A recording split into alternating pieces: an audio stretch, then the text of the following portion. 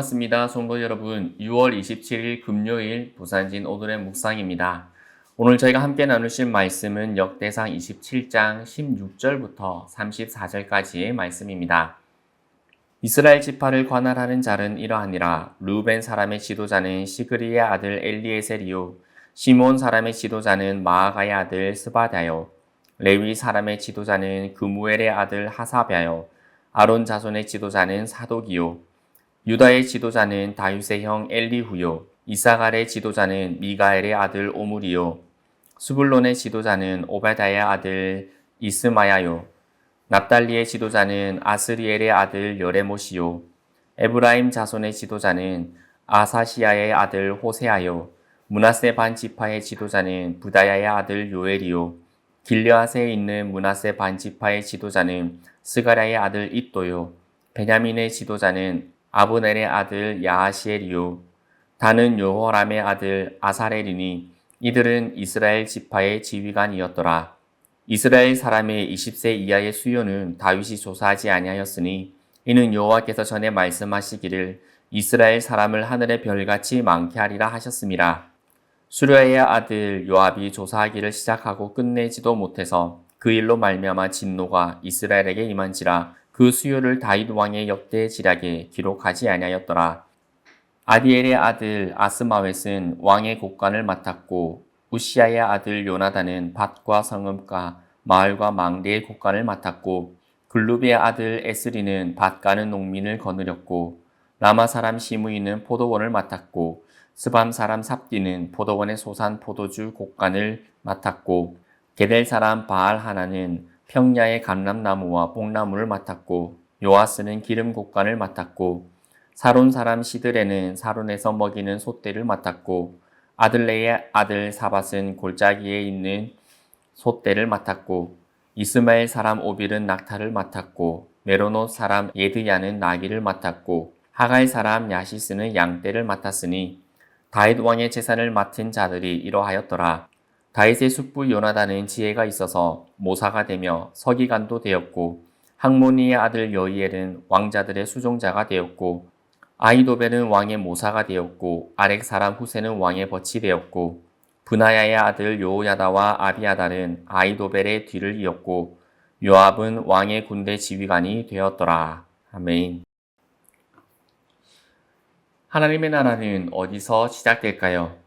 성경은 하나님의 나라가 우리의 기도, 그리고 열정적인 찬양, 진리의 말씀, 그리고 성령의 역사와 복음 전도를 통해서 이루어진다고 말씀해 줍니다.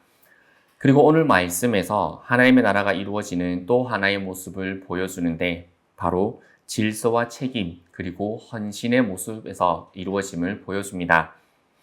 역대상 27장은 군대 조직, 지파 지도자 명단, 재산 관리자, 참모들 이름으로 채워져 있습니다. 마치 성경 속 행정문서처럼 느껴지지만 여기에 담긴 의미는 결코 적지 않습니다. 하나님은 거룩함을 질서 속에서 세우시며 하나님의 나라를 숫자보다 순종으로 세우시는 분임을 보여주고 있습니다. 오늘 말씀을 통해 우리는 하나님 나라를 세운다는 것이 어떤 의미인지 다시 한번 생각해보고 하나님께서 우리 각자에게 맡기신 자리에서 어떻게 신실하게 살아갈지를 함께 살펴보기를 원합니다.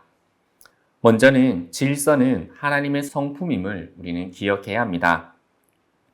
본문 1절부터 15절을 보면 다윗이 한 해 12달 각 달마다 24,000명씩 조직한 군대 부대장들의 명단이 나옵니다.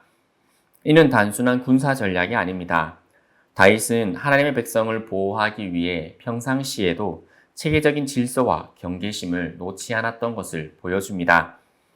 또한 왕실의 밭과 창고, 포도원과 가축을 관리하는 관리자들이 일일이 이름으로 그 직책으로 소개되고 있습니다. 하나님께서는 모든 질서를 통해 다윗의 통치를 통해 하나님의 통치를 반영하도록 이끌어가고 계신 것입니다. 하나님은 무질서의 하나님이 아니시오 오직 화평의 하나님이시다 라고 고린도전서에서는 말씀해 주고 있습니다. 우리의 마음속에는 하나님께 헌신하고 싶다는 마음이 늘 있을 것입니다. 오늘 말씀을 통해 그 헌신은 혼란 속에서가 아니라 하나님께서 세워주신 질서 속에서 이루어져야 한다는 것을 또 한번 기억하기를 원합니다. 그리고 하나님께서는 사람을 통해서 일하고 계십니다. 본문은 수많은 사람들의 이름을 기록하고 있습니다. 어떤 이는 군대를, 어떤 이는 포도원을, 어떤 이는 왕자들의 교육을 담당하고 있습니다. 여기서 중요한 것은 각자의 역할이 다르지만 모두 하나님 나라를 세우는데 필수적인 요소였다라는 것입니다. 다윗은 혼자 하나님의 나라를 세우지 않았습니다. 하나님께서 다윗을 통해 사람을 세우게 하시고 하나님께서는 그 사람들을 통해 하나님의 나라를 이루어 가셨습니다. 에베소서 2장 10절에 이렇게 말씀하십니다.